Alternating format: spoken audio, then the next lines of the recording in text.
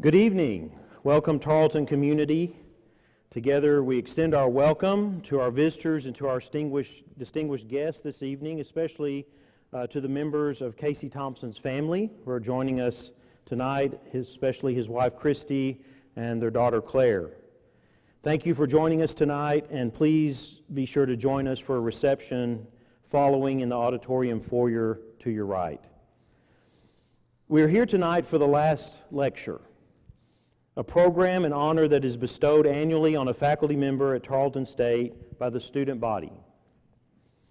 The title Last Lecture is part of a national tradition of more than 70 years that has developed at many universities that highlights the life and career of distinguished faculty by having them present a lecture that addresses the question, if you had but one final opportunity to address your students and colleagues, what would you share with your audience? In previous years, we've been inspired and enlightened by Chris Guthrie, Jim Kirby, Jim Gentry, and Rudy Tarpley. And this year, the fifth year of this tradition at Tarleton, we add to this list of distinguished presenters, Casey Thompson. For those who have attended these previous lectures, you might notice a different stage setup tonight. Yes, we will have live music.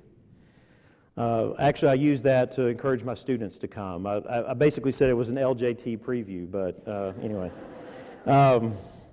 It has been, and he told me he's played there, so it fit. It has been an important part, music has been an important part of Casey's life and an expression of who he is.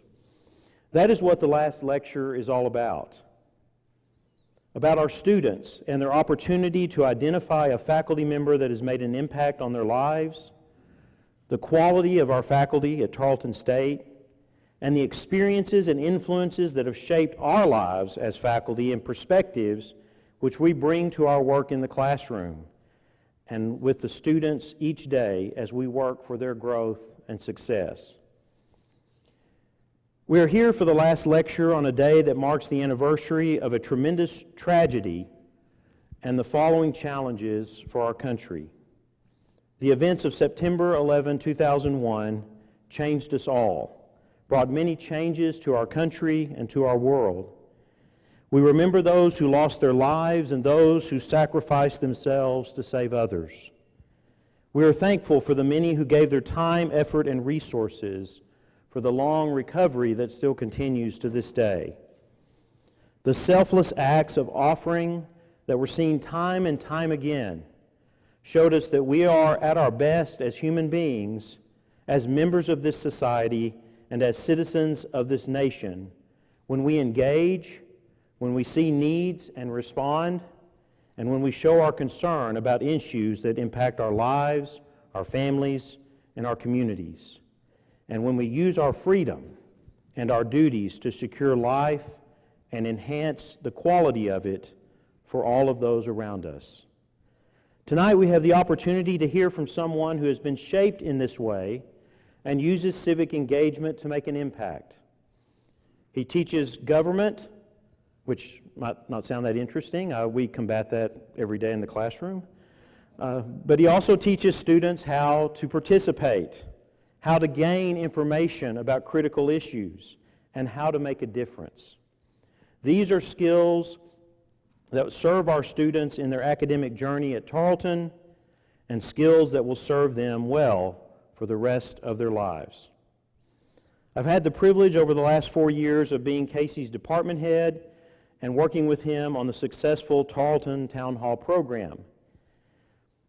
He comes to us tonight and through his journey, as a part of his journey has been his education, having his bachelor's degree in management from Texas Tech, a master's degree with honors in political science from American Public University, and a law degree from Texas A&M University School of Law. He began his teaching career following a successful one as an attorney and as an adjunct at Weatherford and Tarrant County colleges. As you can see tonight, he is a musician, a singer and a songwriter, and someone who will engage you just as he does his students. Ladies and gentlemen, on behalf of the faculty fellows, Tarleton State, and as honored by the student body, please help me welcome Casey Thompson.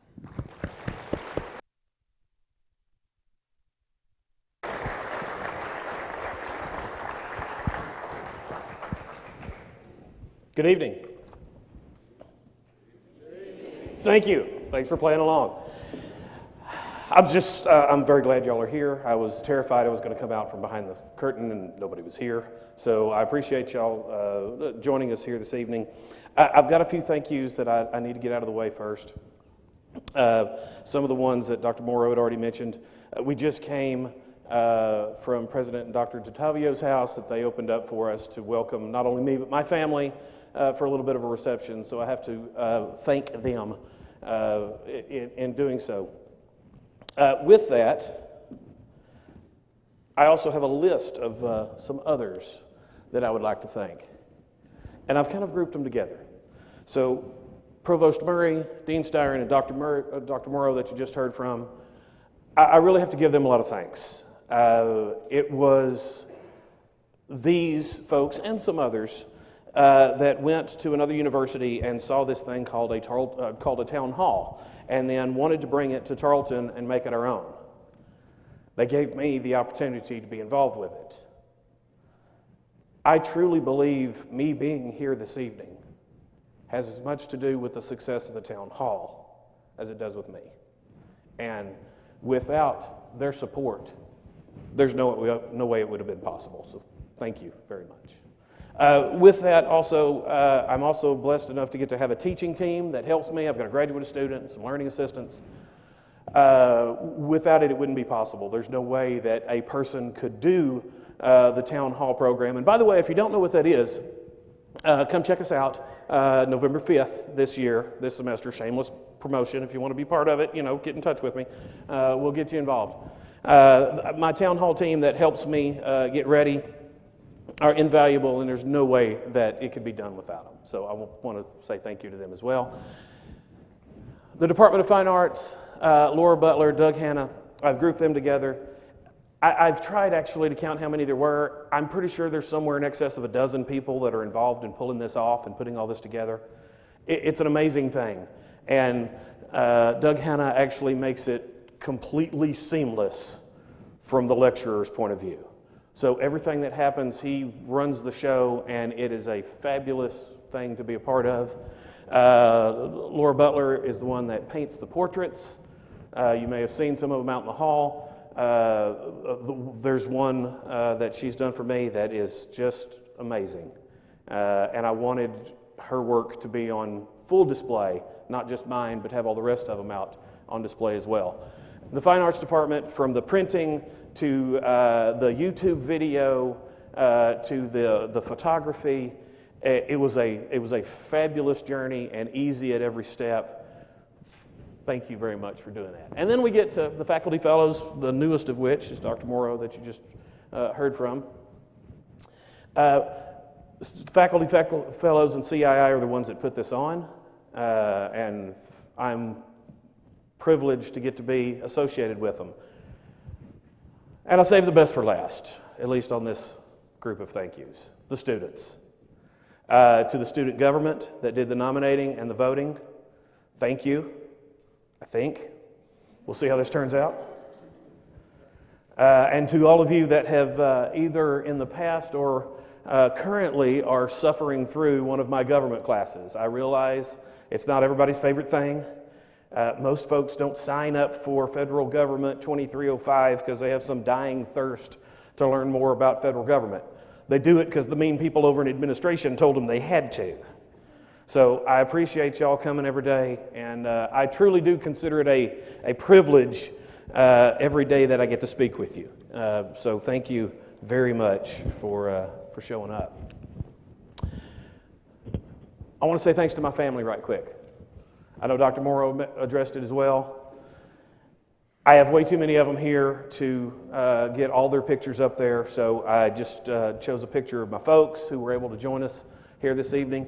And on a personal note, I wanted to take a moment to say, happy birthday, Mom.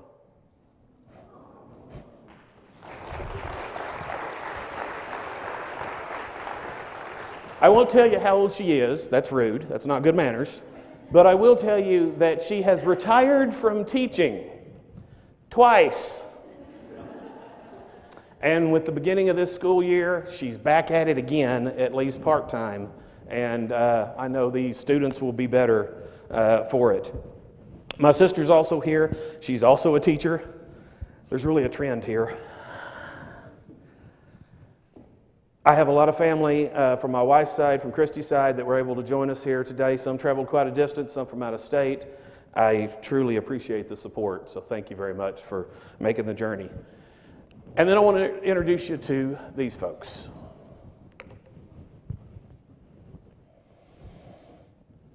Claire and Christy are a really big part of my story. So there they are, the ones over here. We'll get to this picture in a minute. Claire's 6. She started first grade.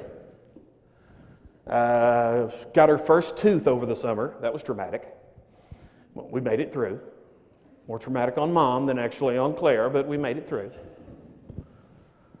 Christy is a high school math teacher. She teaches algebra to freshmen. I would rather try to teach cats how to play checkers than teach algebra to freshmen. And all the while, her teaching career, she's been at 2 different school districts. She's been Teacher of the Year at both of them.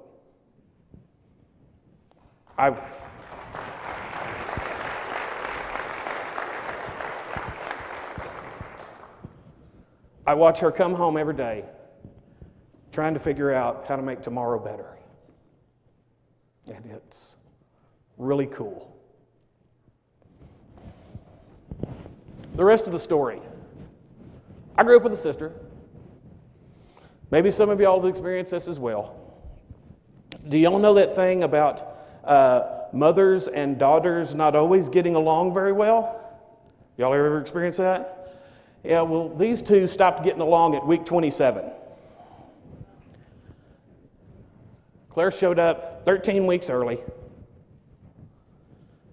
weighed 1.5 pounds. As you can see, everybody's fine, so the story has a happy ending. But 91 days in NICU will give you a new perspective on things that you didn't have before. It's a tremendously large part of my story and what motivates me. So I couldn't be without it. Another part, I actually asked if we could have this flag on the stage this evening. Dr. Morrow made reference to September 11th. And I know a lot of you, the students that we have coming into campus right now, you probably don't have memories of 17 years ago. But there are a bunch of us that do. I do. I was in a manufacturing facility in Arlington, Texas, that worked specifically on military ordnance. And our world changed dramatically that day. So I give a lot of thanks to the first responders and the men and women that fight every single day to help keep us safe. I wanted that flag up here so that we always remembered it.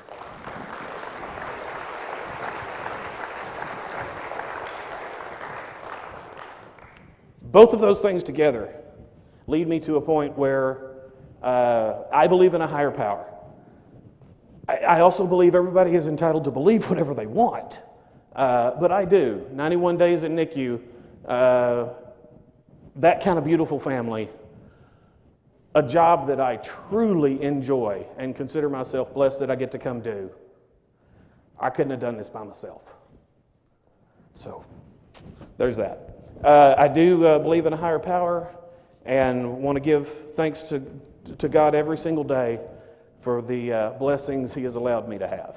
So, now while we're here, heard Dr. Morrow mention it earlier, this last lecture thing, that's daunting. They come up to you and say, okay, what would you say if it's your last lecture? Well, the first thing that runs through your mind is, what do you know?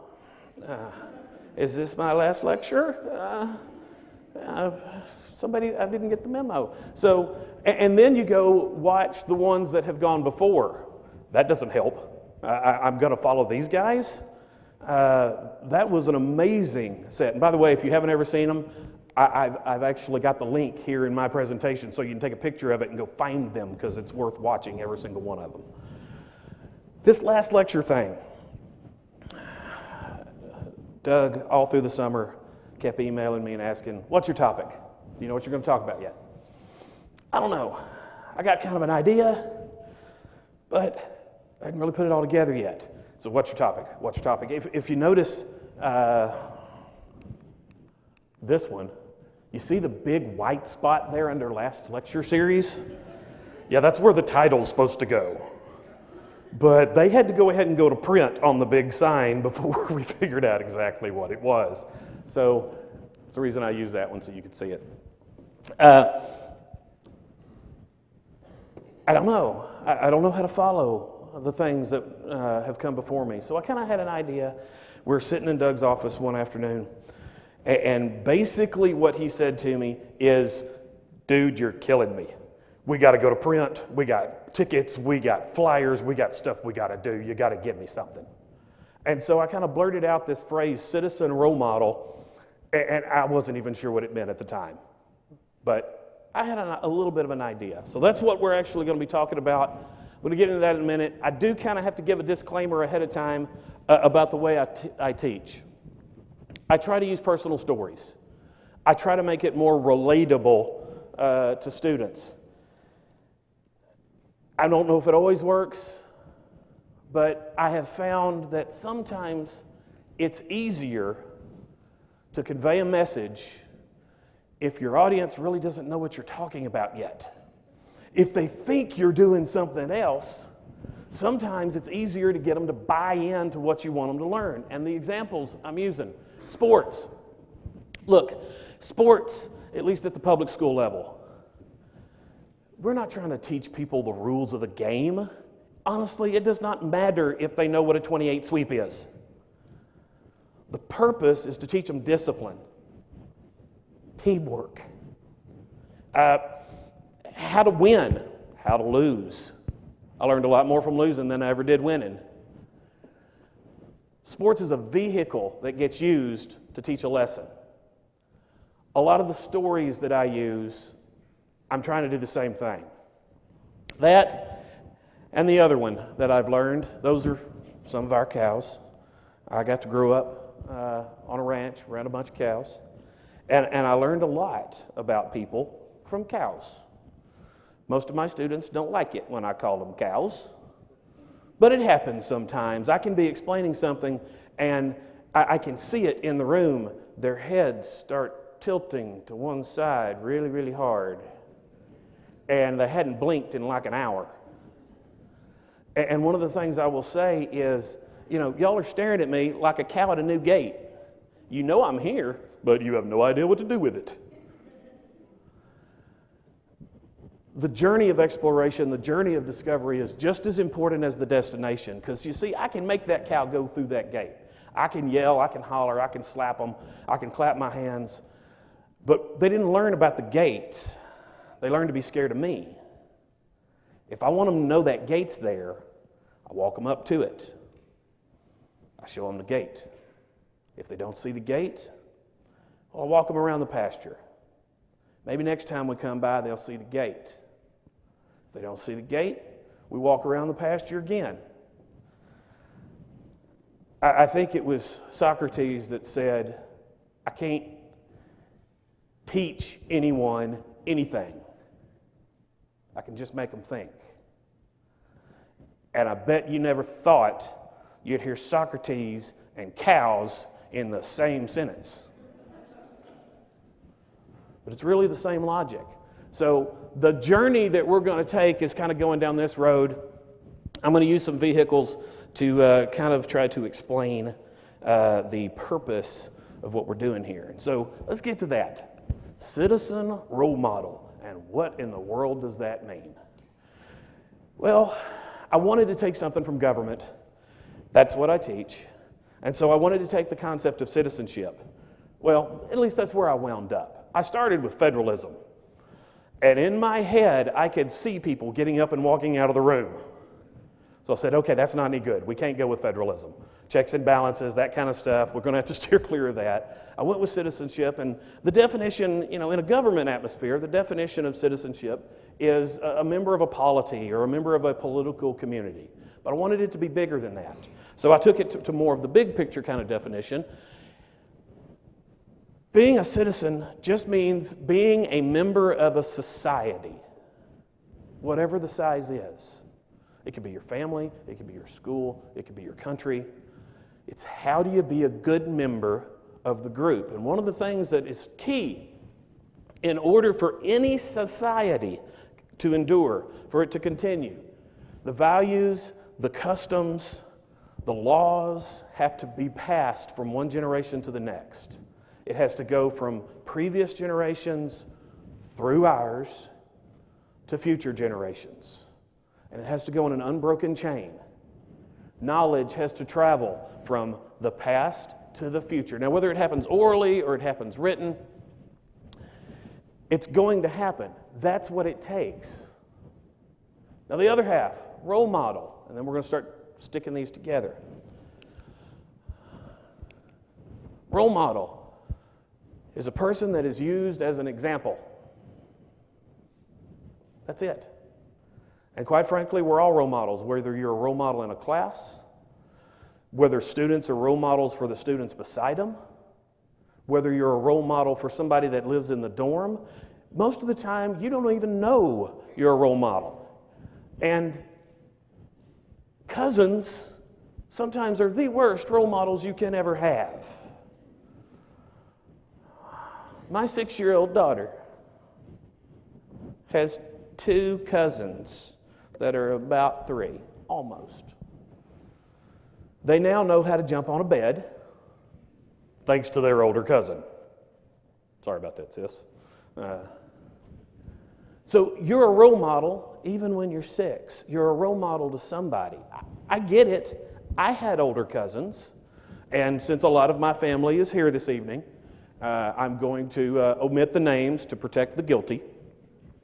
But one of the things I learned from some of my older role model cousins was how to jump a motorcycle. And one of the things we were doing was jumping it off a barn. Now, we were not jumping the barn. That's dangerous. Nobody should do that. We were jumping it off the barn. It's an entirely different thing. The real trick is getting it up there to start with. And in the interest of full disclosure, I have to admit that is neither me or any of my cousins. I am extremely thankful that my childhood happened before everyone had a phone in their pocket. So I had to go steal something off the internet to be an example of it. So here's our starting point. Citizen and role model. Citizen means we take the knowledge that has come before us and pass it to those that are coming after us, from previous generations to future generations. And you do that most of the time without knowing it, because you do it as a role model, not as a teacher, just by being there. So, here's some tips, some rules, kinda, for how to be a good citizen role model. And the first one, always act like someone is watching, because someone is. Even when you're 6 and you got 3-year-old cousins, somebody's watching. So always act like there's somebody watching. It just makes it easier. And I will tell you, there's a phrase that my grandfather told me a long time ago, that how you act when no one is watching is actually more important than how you act when everyone is watching. It speaks more about your character and about your ability to be a role model than anything else. Being a role model means that moving of information. Now, the second one, I'm going to take a little longer on this one because it means a little more. Find something you're good at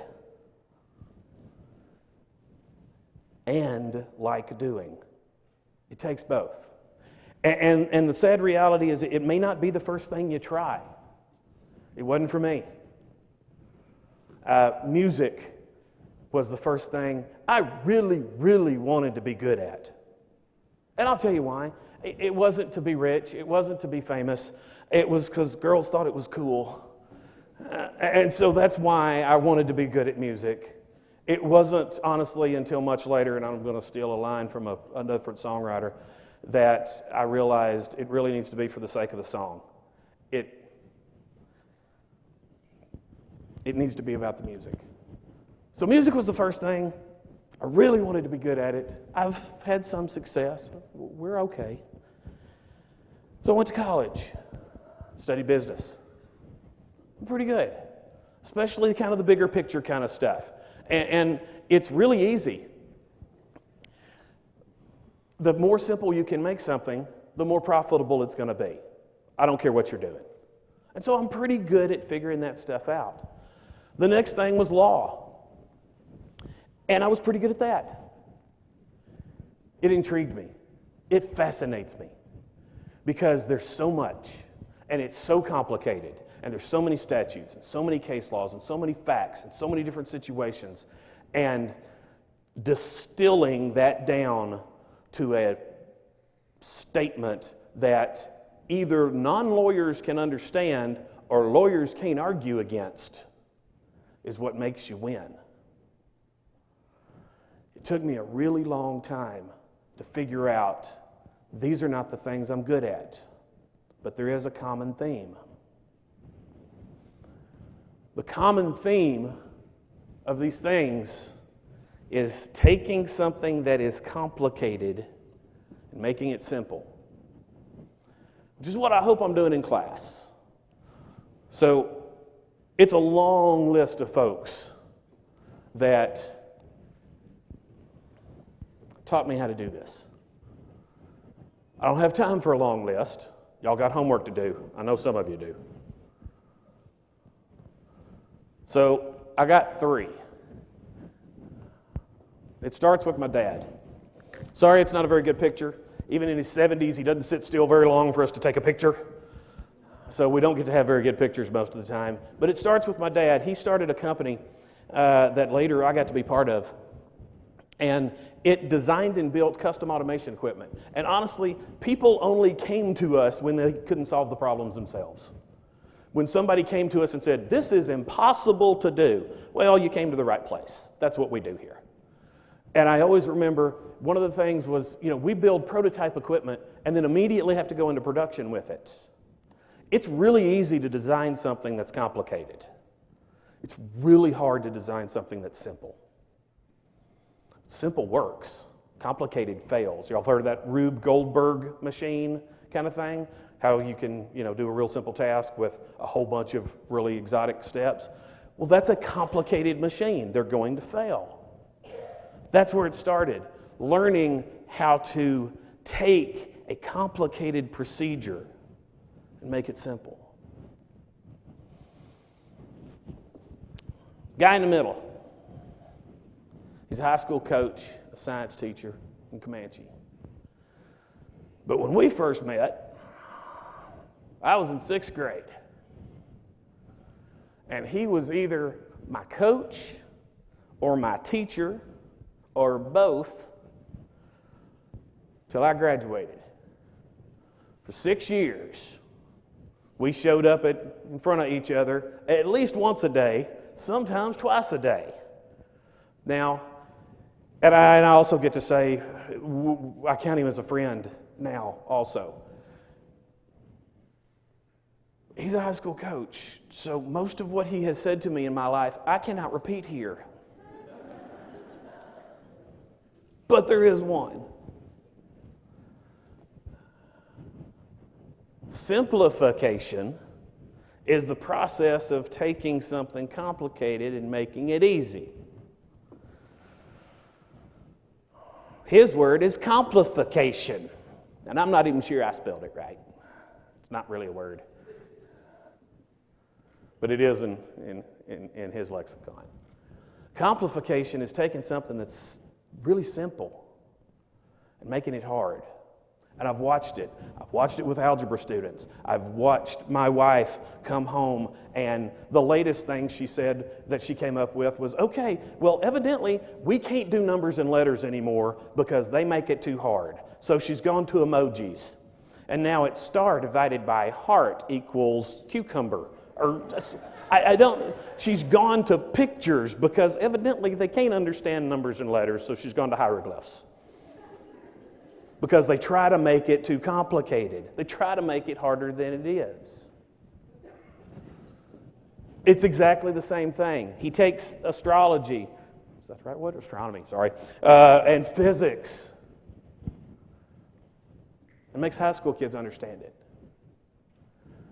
He takes football plays and makes high school kids understand them, and keeps them from engaging in complication. So one of the good tips here about how to be a good role model is don't make stuff more complicated than it needs to be. There's some things in life that are simple on purpose. The other guy, I hadn't talked to Jerome Schutzenberg in decades, but he was my business law professor. He's honestly probably who set in my mind that I wanted to go to law school. And it was business law, and he would have us brief cases. We didn't know how to brief cases. Nobody knew what they were doing. But then he'd have you stand up. He'd call on you, and you'd stand up, and you'd have to brief that case. And we'd use all the big phrases that were in there, like statute of frauds or consideration or something. And he would stop you and go, no, don't do that. Don't use that word. You don't know what it means. You can't use that word.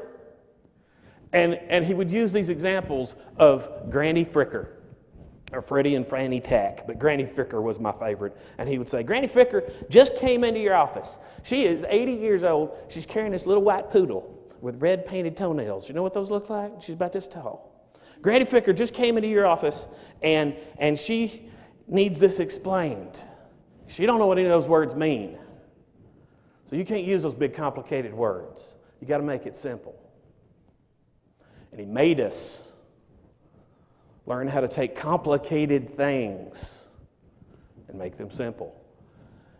It took me a really long time to figure out that actually what I'm good at, I think, is taking complicated things and making them simple. And so my point here, beyond find something that you enjoy doing and you're good at, is it may take a while. Don't stop trying. Don't stop looking for what that thing is. And pay attention and remember your lessons.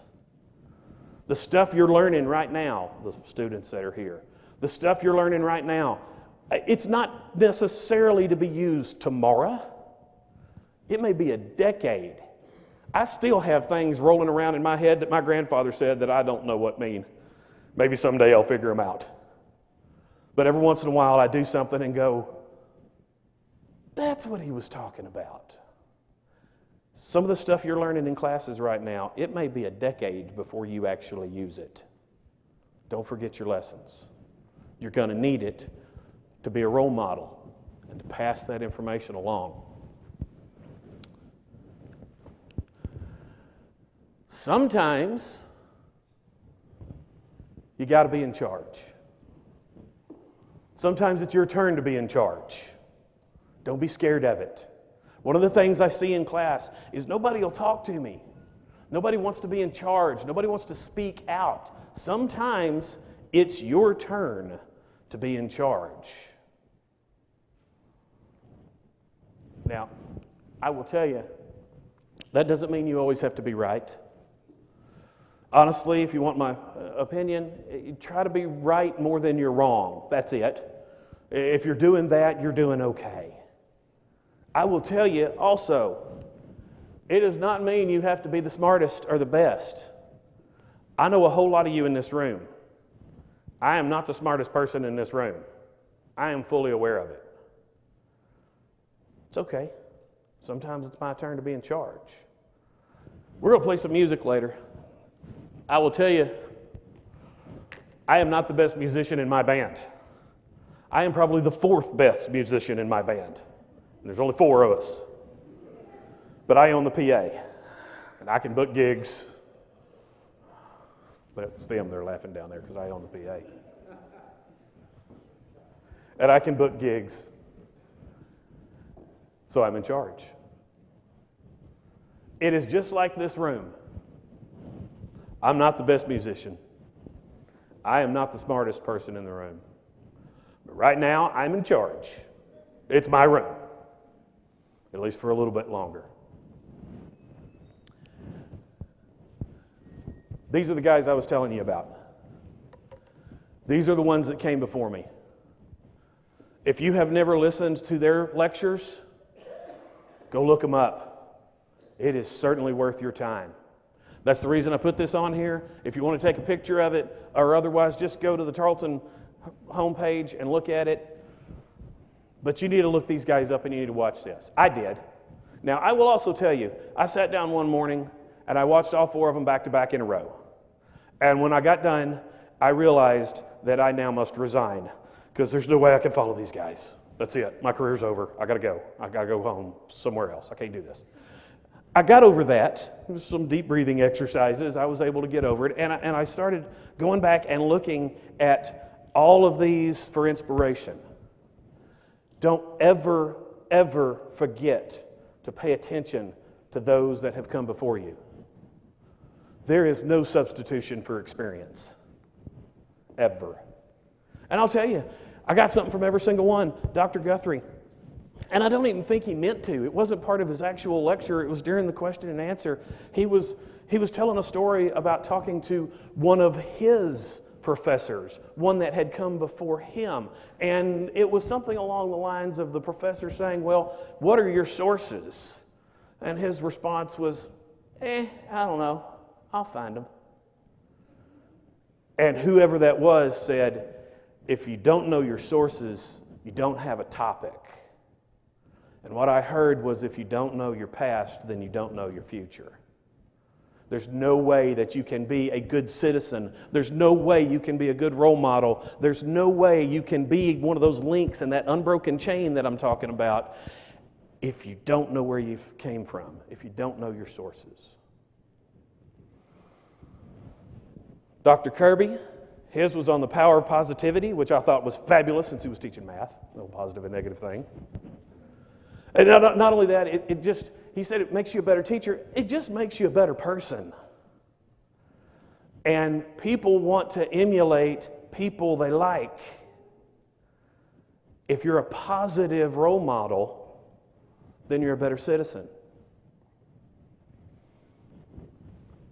Dr. Gentry, one of his big phrases that he kept saying was, know thy student. Well, I changed it up a little bit and said, know thy audience. Because if you don't know your audience, if you don't know who you're talking to, then you're never going to be able to convey that information. You've got to figure out who they are.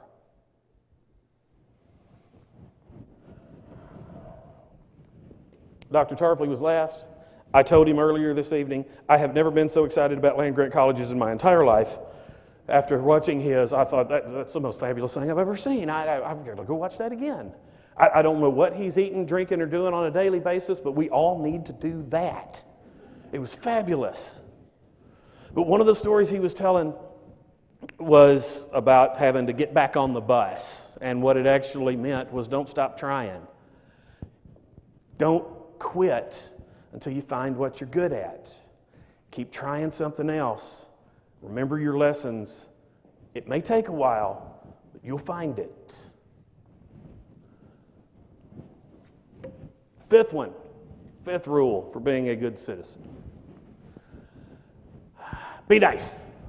That's it. Be nice. I tried to make it look like a chalkboard because it took me back to all I really need to know I learned in kindergarten. Well, I've broken it now. It was kind of a poem. That's it. It's be nice. Now, there are a few here that I would like to point out. One of my favorites is play fair. It's always been one of my favorites, play fair. The ends don't always justify the means. It's about how you get there and not just where you get. My mom that I mentioned earlier and that she's a teacher, well, she's actually an art teacher. And so the sing and dance, draw and paint every day. Learn some and think some. And then my personal favorite, take a nap every afternoon. So I would like to make a proposal, since we have most of the administration here present for the spring semester, say between the hours of 1 and 3. We don't schedule any classes during that time. It's just a suggestion. We'll see how it works out. Be nice. It's not that hard. Or at least it shouldn't be that hard. We don't have a lot of public figures that we get to use as role models. But it's really, really easy to be nice if you just try a little bit. The last one, and I'll show you kind of how I have experienced this as well. It also goes back to some of those lessons my granddad taught me when I was a kid. Making other people successful will make you successful. I learned it in business.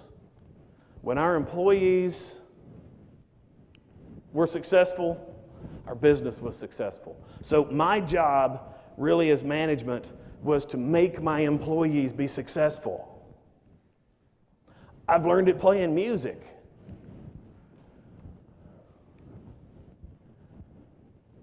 If we had a good night at the venue, wherever it was, we get booked back. So if we made the venue be successful, then we were successful. And the last one, I've learned it in class. I have learned that if you make your students successful, you wind up doing the last lecture. I'm still not exactly sure how I got here, but thanks. I really do think it has as much to do with the town hall as it does me. It's a good program that's working. And I'm proud to be part of it. The thing that my grandfather taught me, or said to me, I guess he taught me, but I was probably 14 or 15 years old at the time. I spent a lot of time out on the ranch with him. And I remember him saying it, and I remembered it for years.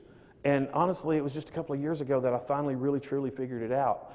What he said was, if you will fill up the back of the shovel, the front takes care of itself. And at the time, I thought, well, duh. Yeah, it does. It took me maybe 20 years to actually put together what he was saying was, if you will focus on the right thing, everything else falls into place. If you will focus on what it is you're supposed to be doing, everything else works. If you will focus on making other people successful, the front half of your shovel is going to get filled up. So, nobody likes being told a bunch of rules, but these are kind of some suggestions I think that'll work. And now it's time for a review. So, let's review. And remember, I said sometimes it's easier if you're talking about something different when you're trying to make the point you're trying to make. So let's review the ones I've gone over. The first one, always act like someone's watching. Integrity. Keep trying until you're good at something. Excellence. Sometimes it's your turn to be in charge. Leadership.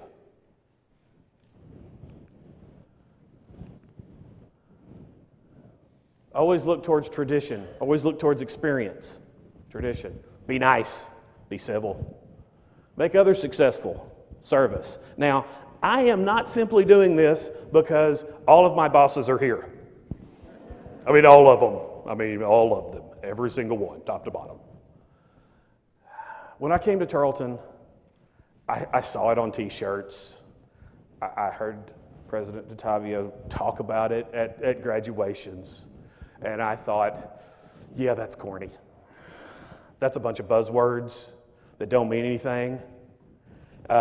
It's a good motto, but it really doesn't have a lot of meaning to it. And then as it soaked in, I started to realize that our job here, all of us, as on the faculty side, it's our job to try and do it. On the student side, it's your job to try to absorb it. Look, it's not good enough to just be good in your field. It's not good enough to be the best biologist. It's not good enough to be the best engineer or the best political scientist. It's not good enough to be good in your field if you don't do anything with it, if you don't pass it forward. These And the reason tickles is a thing, for those of you that are new here and don't know what it means, it's how they get the students to memorize it. Tickles. The reason it's a thing, this is how to be a good citizen. And what hopefully you take out of here, along with knowing how to do math or knowing how to do political science or knowing how to do nursing or education or whatever your field is that you're studying, hopefully what you also take out of here is how to be a good citizen and how to be a good role model. Society requires it. It's not optional. We fail as a society if we break the chain. It has got to continue forward, and what this means is how to be a good citizen. So the next time you see it on a t-shirt, or you see the banners, we use them at town hall, you see the signs around campus, and you think, yeah, that's corny. That's a bunch of silly buzzwords. It's really not. It's trying to create the entire package of not only being a good academic and knowing what you're doing, but being a good citizen so you can be a good role model so that you can take it forward. All of that is required. Thanks.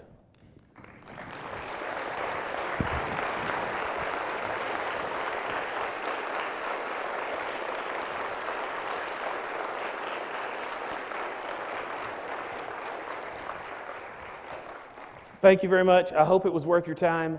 I have tried now for 2 or 3 weeks to come up with a segue of how I was going to go from the law book side of me and the coat and tie side of me over here to the music side of me. And after working on it for a couple of weeks, I realized I got nothing. The best I can do is tell you that the years that I've spent on stage playing music are probably one of the things that make me at least comfortable in front of a crowd. And it's probably what makes me be okay in a classroom.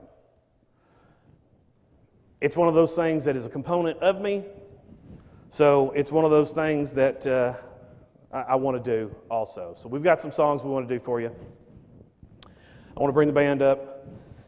Introduce you to the Casey Thompson Band. We'll do a little bit of music while we kind of make this transition from one to the other.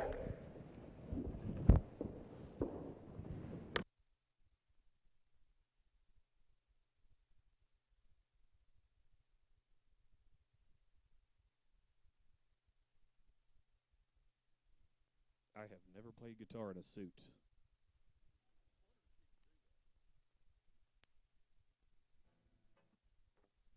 Matter of fact, I have seldom played a guitar without a hat on. Just came vividly obvious when those lights turned on. Well, all right, I got a couple of songs, 3 songs that I want to do for you. And they kind of got a story. It tells you a little bit of how I got here, so.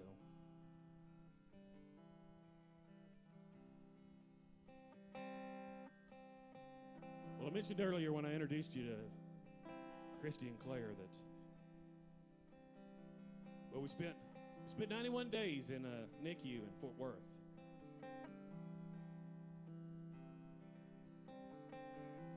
For some of that time, I had a wife in intensive care, daughters in NICU. Spent a lot of time in waiting rooms, hallways.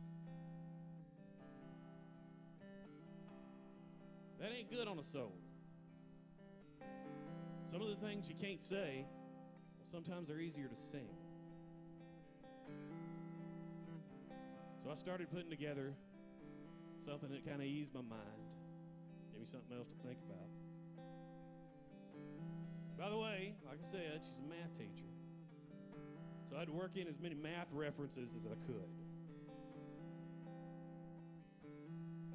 Bet you never heard algebra get worked into a country song. Well, today I started to figure out what I amounted to before you. I've been counting up all the good times since the day we said I do. I can sum up the way I felt the day that you came to me. With a smile and a tear in your eye. The prayer I've been praying finally come true. Now I realize that, well, I know I'd be crazy, but it makes perfect sense to me. The only way I can add this thing up. 1 and 1, it now makes 3.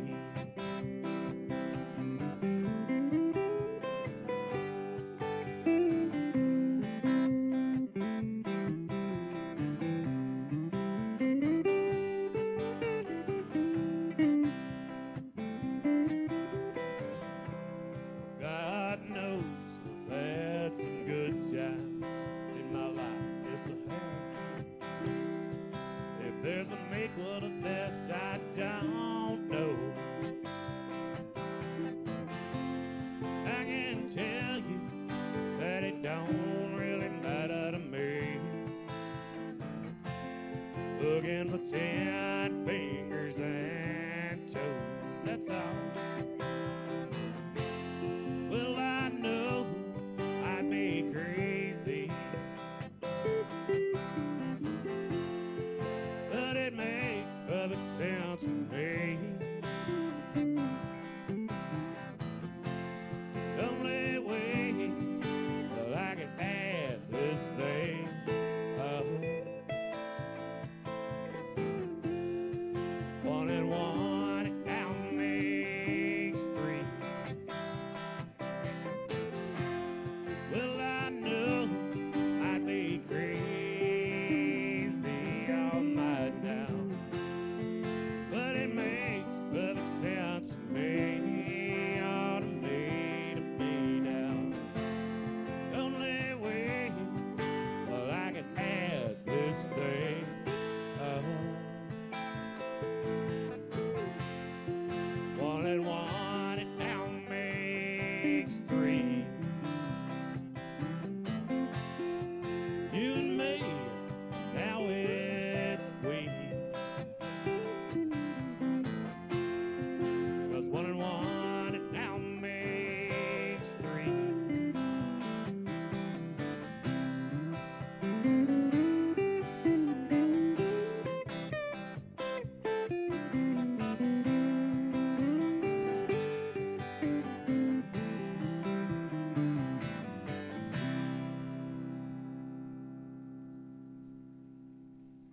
Well, thank you. You know, actually, kind of how this came to be is so that while I was trying to come up with what my topic was, and they kept saying, "What's your topic? What's your topic?" And I smarted off one time and said, "You know, this would be a lot easier if I had a guitar." And so they said, "And we thought you were. Why did you assume you weren't?" So, and can you bring the band? So I've always tried to keep my two worlds separate. I don't talk about the music and the band very much in class, and for the same reason that I don't annoy people about government in a bar. It just doesn't seem like the right place to be having those conversations. So it's not anything I've ever tried to hide. It's just not something that I put out there a lot in front. And I was fortunate enough to get to grow up in a small town. Or at least it was a small town when I was there. It's not anymore, but it was. It was one of those towns where we had a homecoming parade and a Christmas parade, and you walked down Main Street. We had a real Main Street. A grocery store and a feed mill. And all the stores actually sold what was on the sign out front. Now my little town, well, regardless of what the sign says, they all sell candles and Christmas ornaments. And I got to playing music. Running around Texas, a few others. Got to figuring out that, well, there's a whole lot of folks whose little towns look a whole lot like mine. See, we had this one bar right in the middle of Main Street. I may or may not have been sneaking into it before I was supposed to. Not going to admit to anything, my parents are here.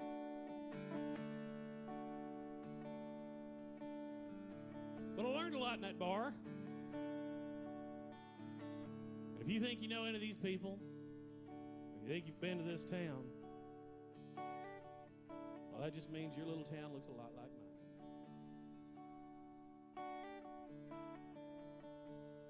Blue light shining through the window pane, says we're open, come on in. Full of long hearts and broken dreams. Boy, you'll be, you'll fit right in. Ever meant to be here, this is just where we wind up. Life gets in the way and them dreams, they run out of luck. On our way to the top, we wound up taking a fall. We sit here, sip on another beer, and last call.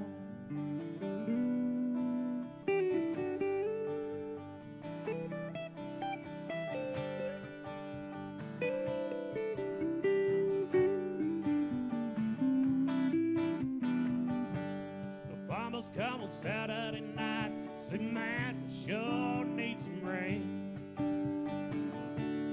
But if it don't, crops ain't gonna make. We're being forced to sell and we're trying to find who to blame. They said it's all that we can take. Never meant to be here, this is just we wind up. Plant those seeds of hope, but then we watch them blow into dust. Long dark summer, and we're trying to make it to the fall. We sit here, sipping another beer, last call.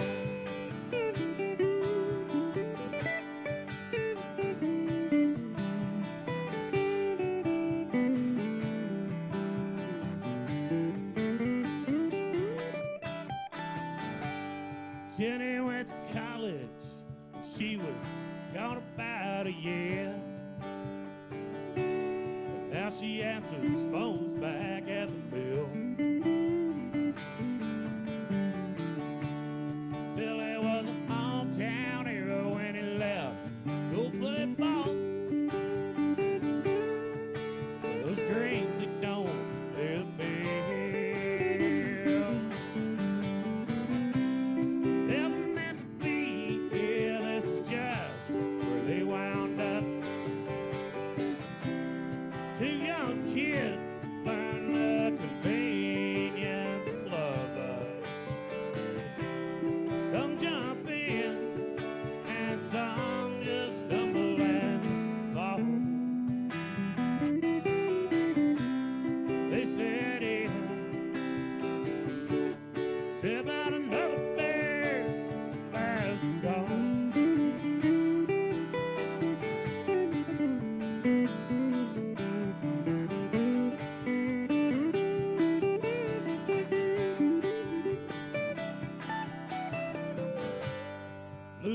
shining through the window pane.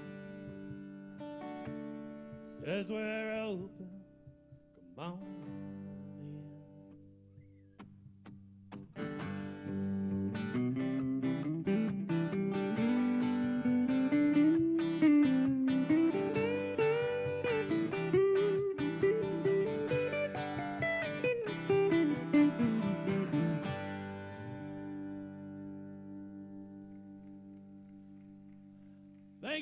Thank you. What I actually learned from that bar more than anything else is that I didn't want to be there. I didn't want to wind up there like everybody else. I mean, it was cool when I said I wasn't going to admit to that. When I was sneaking in when I was not supposed to be there, but seeing everybody else that was in there made me go to college. That's what it made me do. Get a real job, I guess. Yeah. There's a reason they don't get microphones. It's a really good reason. I like my job here. I'd like to keep it. They don't get to talk.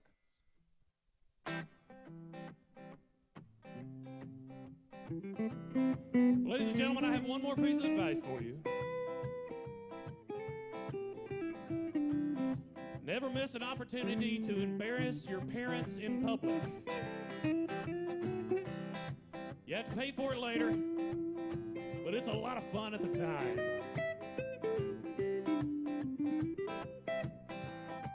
When I was a kid, my folks had a green 1972 Oldsmobile station wagon. My aunt and uncle, well, they had a pop-up tent trailer. That is what those folks referred to as a family vacation. We were on one of our little expeditions. We were somewhere in between Pikes Peak, Colorado, and Red River, New Mexico. We went through a town called North Pole, Colorado. I've looked it up, so I knew where it was. It really does exist.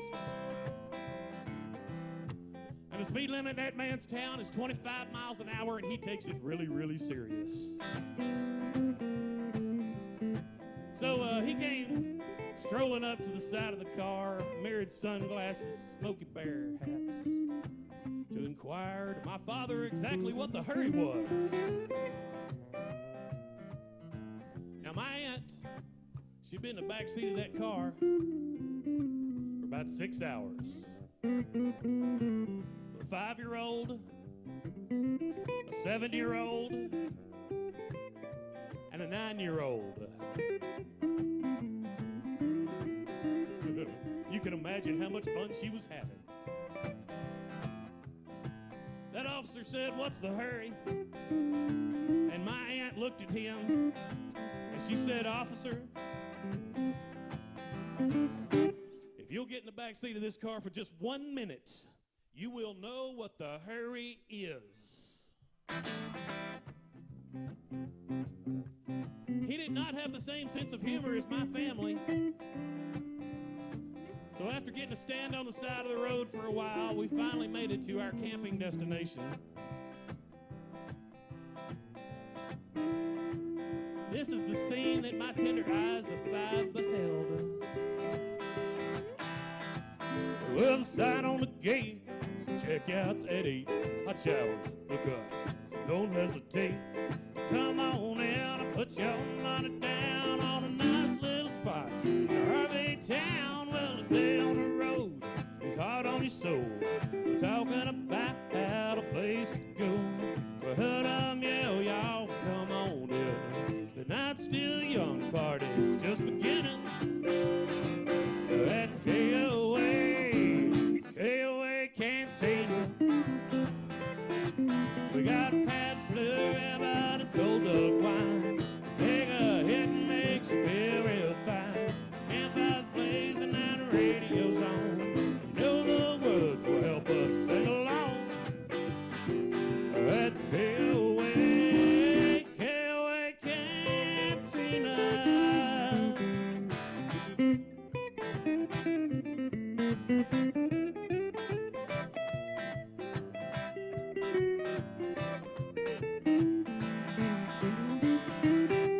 Well, I crank chairs, get set up for an all-night affair. Pop the trunk on the back of the car to reveal the spare tire. And wet bar, well, domino playing right up till dawn. We'll back it up when it's time to go home. Say goodbye to all of the friends. Next time we'll get to do this all again. At the KOA Cantina. We got Pabst Blue Ribbon and cold duck wine. Take a hit and makes you feel real fine. Campfires blazing and the radio's on. You know the words will help us sing along. At the KOA Cantina. At the KOA Cantina.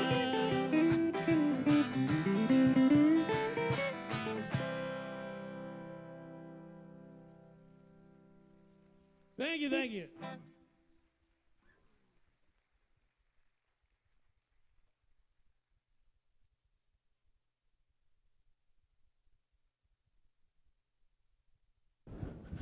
Let's see, is this one back on? All right, good deal. Thank you all very much. I appreciate the tolerance.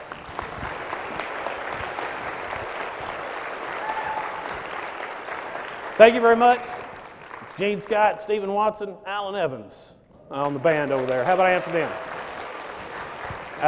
I have been fortunate enough for about 15 years now for them to let me be the name stuck in the middle of the band. And the band is what actually makes all that work. So it's been a blessing to be able to do that too. So thank you. All right, so in just a moment, we have the microphone in the center of the auditorium, and so we welcome any questions. But I had a question to get us started, so as I'm asking this, if someone does have a question that they would like to ask Casey based on his presentation, please make your way to the microphone. And so my question, as I was listening to things tonight, of course, this leads you through a journey of your life, your story, the influences. And you said very early on in your presentation how you act when nobody is watching. And so the question is, was there anything that you presented tonight that your wife heard for the first time? Gosh, let's see. I'm just kidding.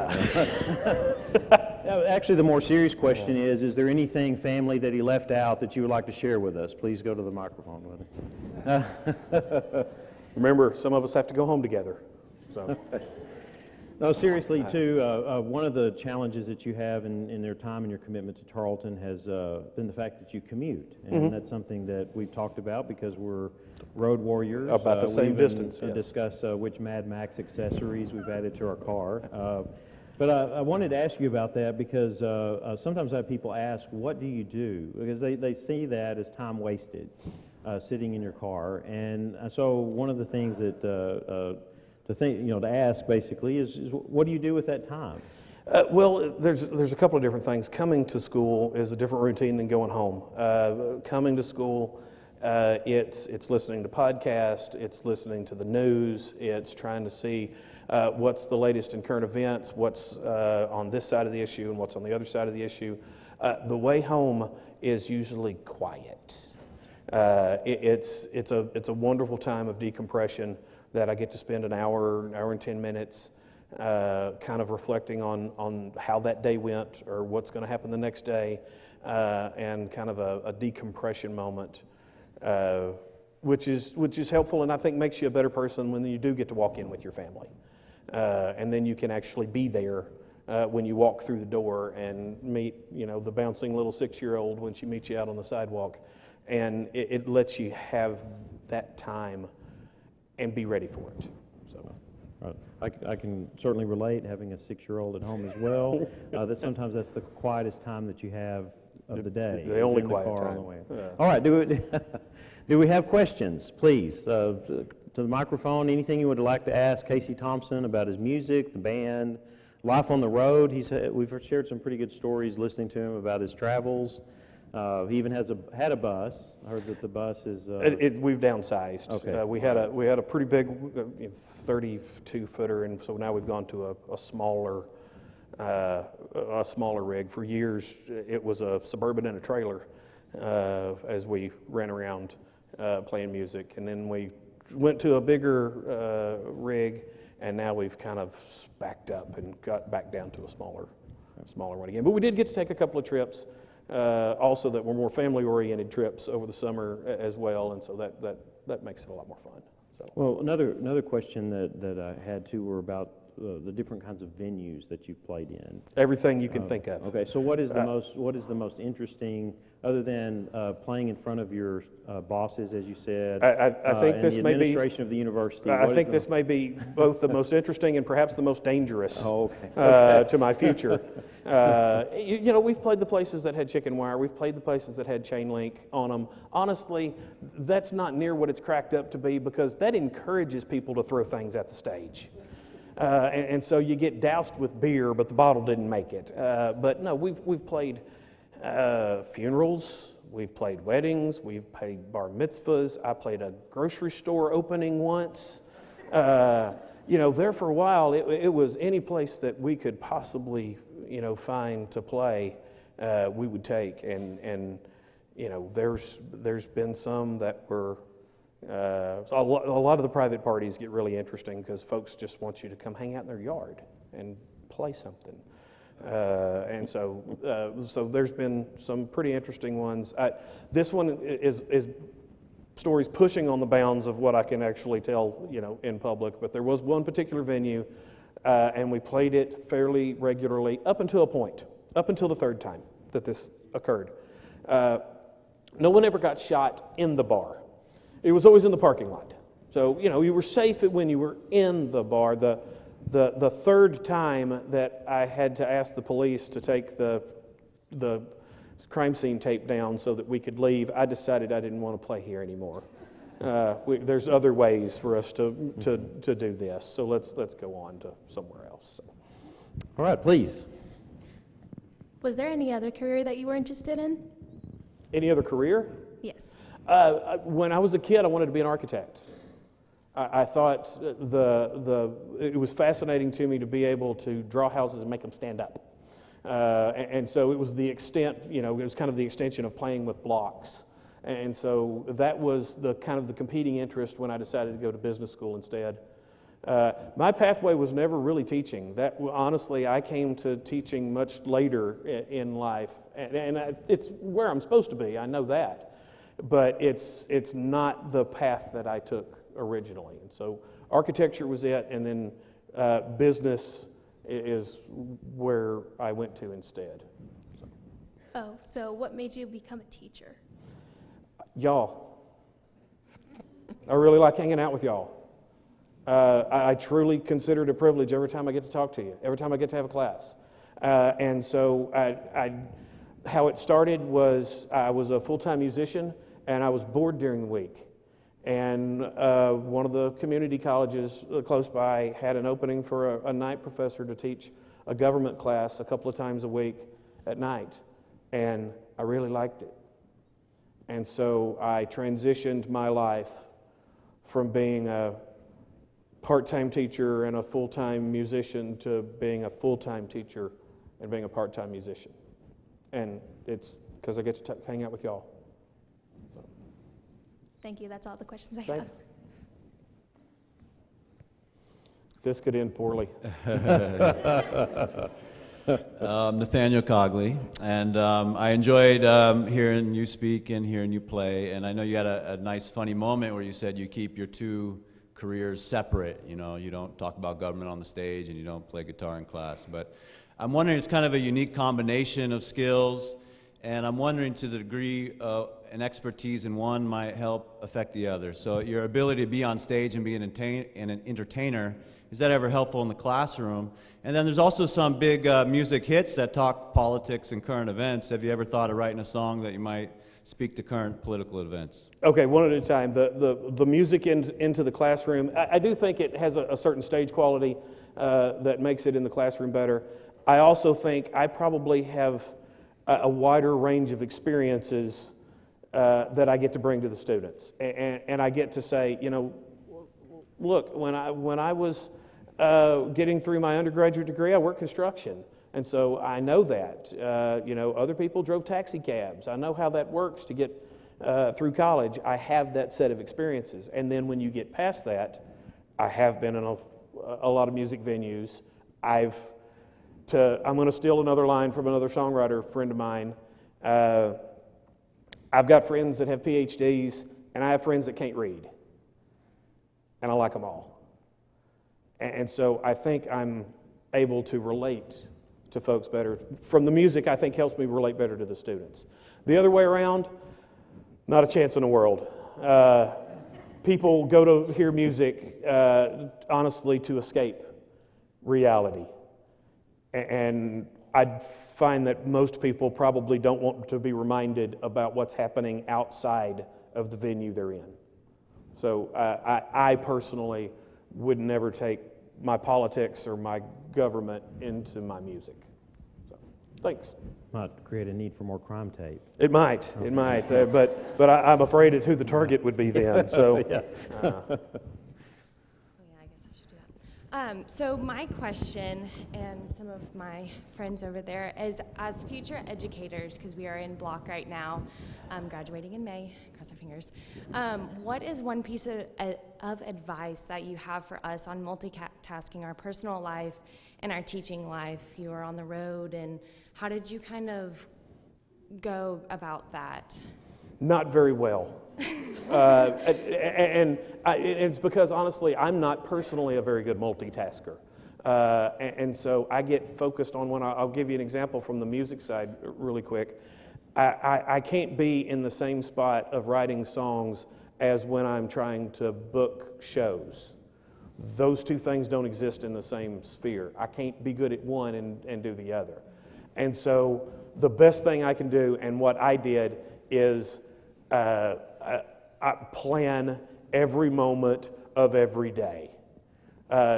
Get a planner, do it on your phone, do it in writing, do something so that you can say, okay, from this block to this block, I'm going to work on grading homework. And from here to here, I'm going to eat. And from here to here, I'm going to sleep. You have to, when your life is that hectic, it becomes your safety blanket that you go back to and say, okay, where am I? Because there were times I would wake up and try to figure out what town I'm in and what job I'm doing today. And so it's planning. It's spend your time planning, and don't just do it in your head. Write it down, because you're going to forget, and that way you can look back at it and know where you're supposed to be. Okay, thank you. Yes. Okay, 2 questions. How much do you charge to play at a wedding? Asking for a friend, not myself. Each one is a different rate. It depends on how far we have to travel. It depends on how long we have to play, and what silly songs the bride and groom want to dance to, because that drives us nuts. Can't let them know. So it depends on that stuff. No, we honestly really like doing private parties. That's one of the things that we get to do a lot, especially kind of at this point in our career. A lot of our fan base doesn't want to go to music venues anymore, but they also have enough money to just hire us and have us show up in their yard. And so we can, but as far as quoting a price, we're going to need some more details before I do that. So, but I'll ask them to get back to you. It's certainly something we do. So. Okay, second question. What's one piece of advice you give a first-year educator?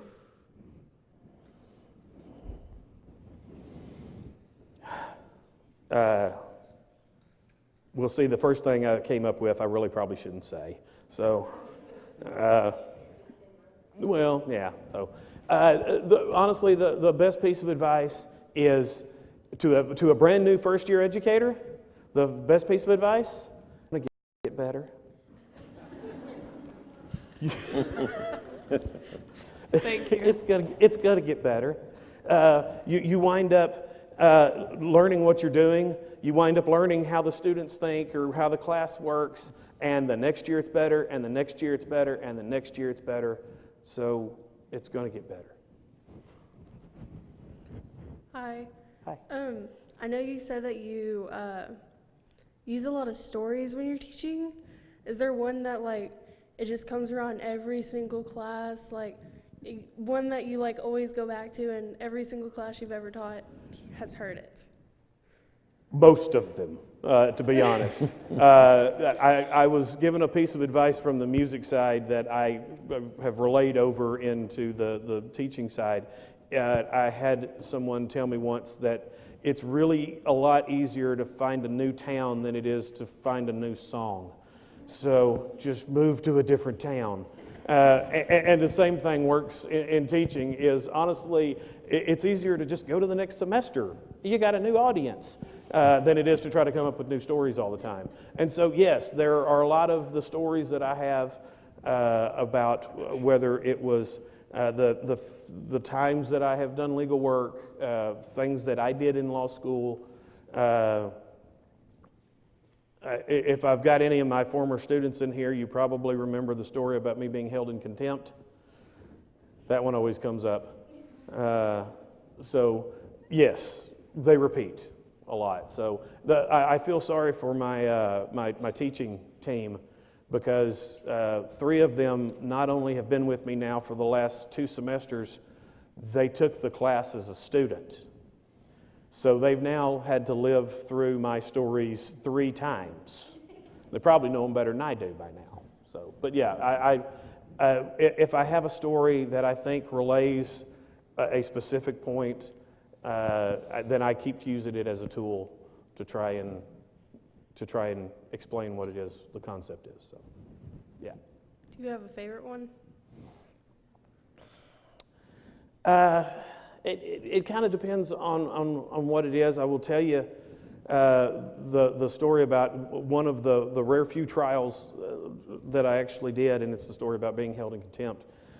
I wasn't going to win, and I was pretty sure I wasn't going to win, because this was actually while I had my 3rd-year bar card and I was still in law school. And I was pretty sure, well, the law was not on my side and the facts were not on my side. And so I knew I wasn't going to win. And I knew the courtroom and I knew the judge. And that judge had a rule in her courtroom that you had to be in a suit. And so I showed up in khakis and a sport coat, not a suit, didn't match. And so she told me that I was not in compliance with the requirements in her courtroom.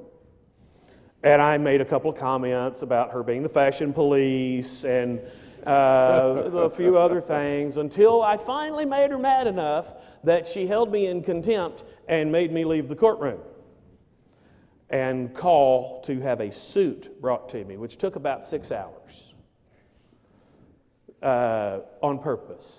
I waited that long to have it brought because the jury had to wait around twiddling their thumbs for 6 hours before we could get back to having our closing statements. And so now when they came back in the room, who do you think they're mad at? Me, because my suit didn't match, or the judge? I needed them on my side.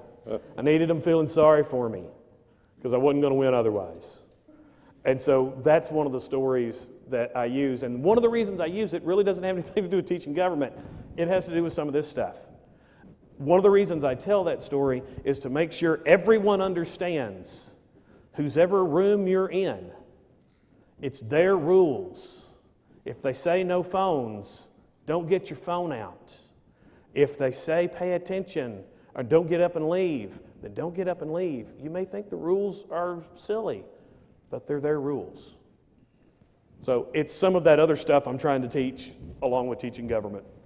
And I use that story a lot. So, Thank you. yep. Thanks for asking. And with some musicians, did that experience lead to a collection of prison songs? Just a few. Oh, okay. Just a few. That's the only time, and it was really, it was a very nice locale. It was more like a broom closet than it was an actual detention facility. But yeah, I'm glad those guys aren't getting up to ask any questions, to be honest. So, We still have time. Yeah. Just please. yes. Shelby Lawless, and I'm curious as to what your greatest accomplishment has been within your professional teaching career.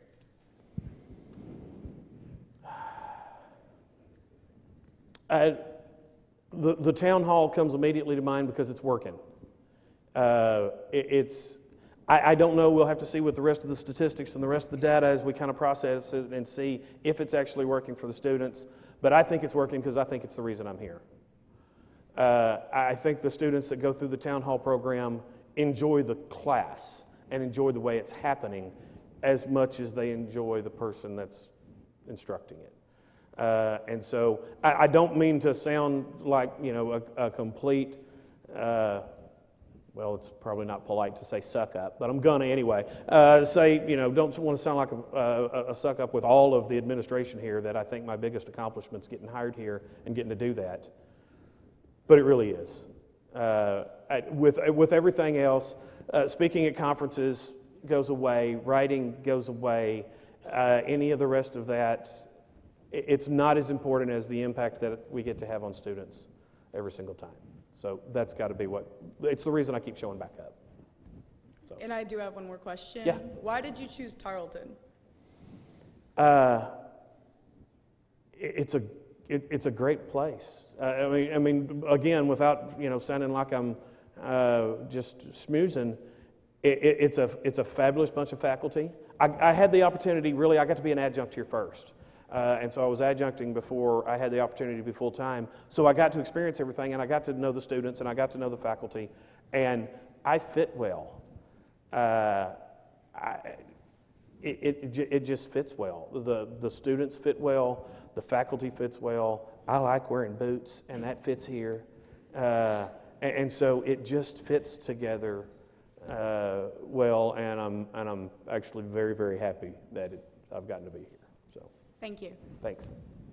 So one of the things that we share in common, this can't get back to Dean Styron, since our offices are close to each other, is that, and we both have 6-year-olds, is we consider ourselves experts on children's filmography. Mm-hmm. Yes. And so we spend a lot more time talking about what we've recently seen than what we are working on. So what was the last thing?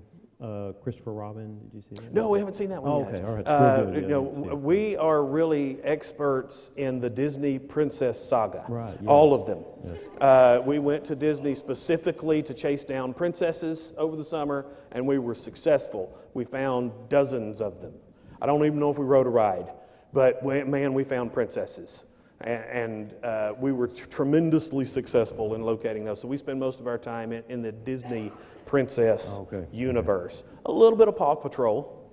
Paw Patrol works in there fairly often. But I will have to say, that was the most famous birthday cake I've ever seen in my life. That was great. His son had a birthday, and it was Chewbacca. The birthday cake was Chewbacca. It was fabulous. Yes, we've moved past, even though we've held on to Elena, we've moved past that to Star Wars. Okay, So, well, yes. there you go. Okay. All right. Carl. Did you wear the mismatched outfit instead of the suit in order to get the jury on your side? Absolutely. I knew exactly what she was going to do. I knew exactly that she was going to find me in contempt. I knew I had to push her a little bit to make it happen. I needed the jury on my side. I did it specifically on purpose to get held in contempt. It was deliberate. So knowing that both of all of our bosses are here, would you say that you have to know the rules and when to break them? No, what I would say is I probably what I would say is I probably should leave the professional ethics courses to the philosophy side of the world. We have a section in the fall and 2 sections every spring. Come on by. Can I ask a teaching question? Absolutely. Yes, please. This is a Center for Instructional Innovation event. I want to ask about your teaching. And you said in the talk about how often, at least some of the time, you're not teaching your students, you're making them think or inviting them to think. I hope so. What would you say to the student who maybe takes your class, takes my class, someone's class, and says, well, they didn't really teach me anything. They just told me a lot of stories. See you next semester. Look, it's my goal to actually try and get to them And if that's not working, then I honestly need to try something else. As weird as it sounds, one of the greatest compliments I have ever had is having a student fail my class and then show up again the next semester. If I'm not relating to them on the stories, then I will try to more specifically tell them. But one of the things I say in class is, look, folks, one of the things you do here at a university is you take a multitude of different kind of disciplines. And this isn't a class where we're all going to work the problem and then draw a square around it down here at the bottom and I'll get the same answer. My job is not to tell you what to think. I'm teaching a government class. My politics stay out of it. I never mention my politics. If anybody asks, I say I'm not telling. It's not my job to tell you what to think. It's my job to try and teach you how to think. And then you come up with the answer yourself. But if you didn't get it from the way I was doing it, come talk to me and I'll try again. Thank or you. raise your hand and tell me in class and I'll try again. So. Thank you. I wish I answered questions half this well. Thanks. So when you grow up, working with your family, and of course you come to teaching as a second career, and I've had that experience as well, growing up, digging ditches and laying pipe in the ground, and that taught me a lot of things that I continue to use to this day. But when you look back, what is a skill that you gained growing up from the things that you did with your father, with the jobs that you had, that you did at that time you wouldn't have thought ever in the world, because you didn't know you were going to be teaching, that this skill you see now how much it connects to what you do every day? Well, it's part of what I was saying there, and it's making the complicated simple. I mean, one of the things that was one of the common themes, the thing with music, look, you get 3 minutes to try and convey a point, unless you're Zeppelin, and then you get like 10 minutes. But everybody else gets 3 minutes to try and get a point across. So you have to try and take this and make it extremely simple. With equipment, you can design really complicated things. It'll never function because something's going to break. It's got too many parts. Trying to make that simple is what's hard. Law's the same way. Distilling that down to a simple argument wins. It was those skills from childhood on that finally coalesced in, okay, I get it now. These are actually about taking something that's complicated like federalism and trying to explain it in a way that doesn't seem so daunting and overwhelming, that seems more relatable. Other than that, the skills, I'm a pretty good welder. It was kind of a toss-up, either going to welding school or going to law school. I still think sometimes I made the wrong choice. Certified welder would have, maybe been a different route I could have taken, but it's that same set of skills that I use in the classroom, not the welding ones, the other ones. So. Thank you. Well, we want to thank you for the time that you've put into this to be able to share your life, your experiences, and your perspectives with us.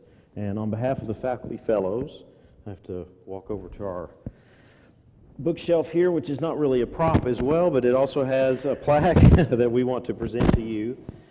This is the last lecture series, Mr. Casey Thompson, September 11th, 2018, and to mark the event, but also to show our gratitude for not only your service to Tarleton State, but also the impact that you've had on your students. Thank you. Thank you. And thank all of you. I would also, we have,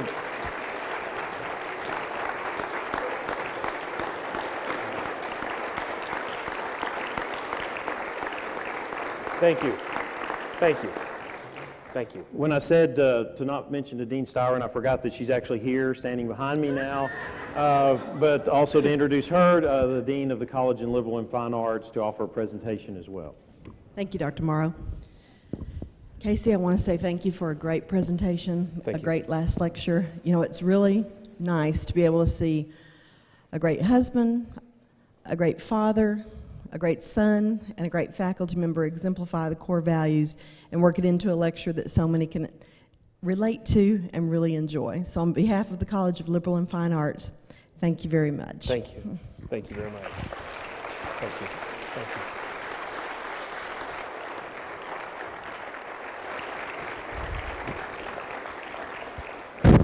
believe we have one other presentation from Christy and Claire, who are making their way to the stage now. And of all the things that can be given, the gift from your family is the most important of all. So. Well, honestly, beyond anything else, it's just having them here.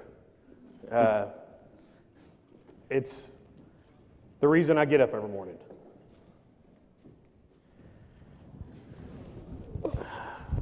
Okay, the gifts in our family always need explaining.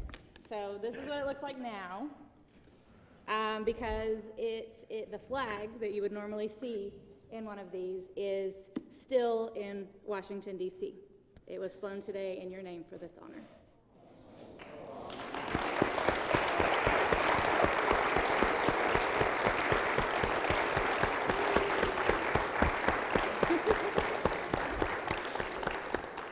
We want to conclude by thanking all of you for joining us this evening. We're going to have some pictures here, but you're also welcome to join us for the reception in the foyer just outside the auditorium. Thank you very much and have a good evening. Thank you. Thank you all very much.